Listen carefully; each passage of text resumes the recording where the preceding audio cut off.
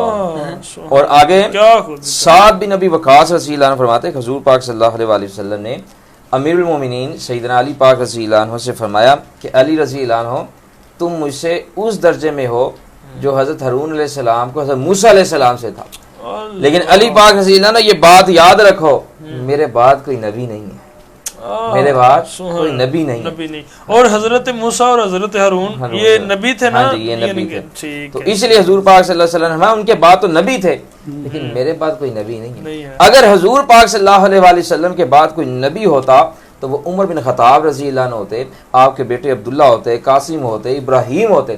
جب یہ عظیم ہستیاں نبی نہیں ہوئی تو کائنات میں کوئی نبی نہیں ہو سکتا، اور جو کسی اور کو نبی مانے یا یہ کیا خیال کرے کہ نبی آ سکتا ہے وہ بندہ کافر ہے، اور جو اس کو مسلمان سمجھے وہ بھی کافر ہے۔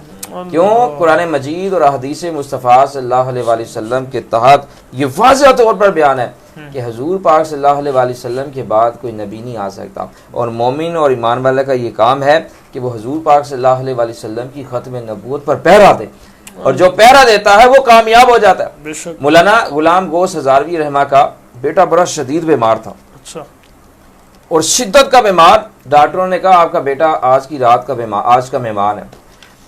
آپ نے جب سنا تو آنکھوں سے آنسو جاری ہو گئے، جب بیٹے کی کوئی کیفیت سنتا ہے تو پھر آنکھوں سے آنسو جاری ہو جاتے ہیں۔ آپ گھر آ کر ابھی اندر بیٹھے ہی تھے کہ دروازے پر دستک ہوئی، جب دروازہ کھولا تو ایک بزرگ دروازے پر کھڑے تھے۔ سلامت دعا کے بعد آپ نے فرمایا کہ بابا جی خیر ہے، کیسے آئے ہیں؟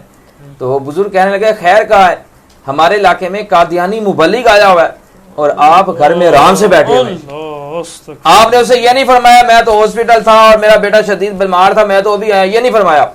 آپ نے جب ان بزرگوں کی بات سنی تو اندر آئے، اور اندر آ کر اپنے جو ضروری کپڑے تھے، جو ضروری کتابیں تھی، سامان تھا، وہ تھیلے میں ڈالا اور رخصت ہونے لگے۔ تو بیوی نے دامن پکڑ کر کہا حضور آپ ہمیں اس حال میں چھوڑ کر جا رہے ہیں، آپ کا بیٹا بیمار ہے، اس حال میں چھوڑ کر جا رہے ہیں۔ آپ نے آسمان کی طرف نگاہ فرمائی، کچھ نہ فرمایا، بیٹے سے پیار کی، آنکھوں سے آنسو جاری تھے۔ تو بیٹے نے عرض کیا ابا جان تھوڑی دیر ٹھہر جائیے، میری روح نکل رہی ہے، تھوڑا انتظار کر لیجیے، آپ مجھے اس حال میں چھوڑ کر جا رہے ہیں، تھوڑی دیر انتظار کر لیجیے۔ آپ نے فرمایا بیٹا میں حضور پاک صلی اللہ علیہ وآلہ وسلم کے دین کی خاطر جا رہا ہوں، کل قیامت کے دن حوض کوثر پر ملاقات ہوگی۔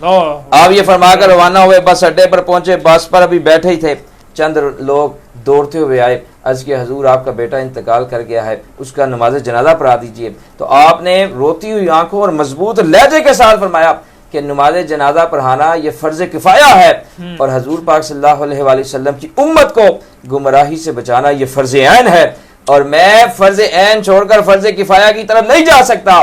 یہ فرمانے کے بعد آپ روانہ ہوئے، 3 دن کے بعد واپس آئے۔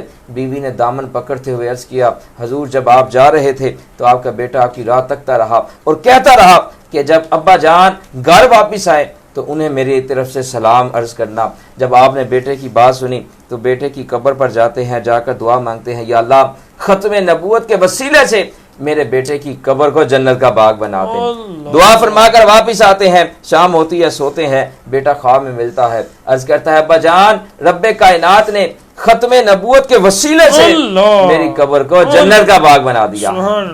جو ختم نبوت کے لیے کام کرتے ہیں وہ کامیاب ہوتے ہیں۔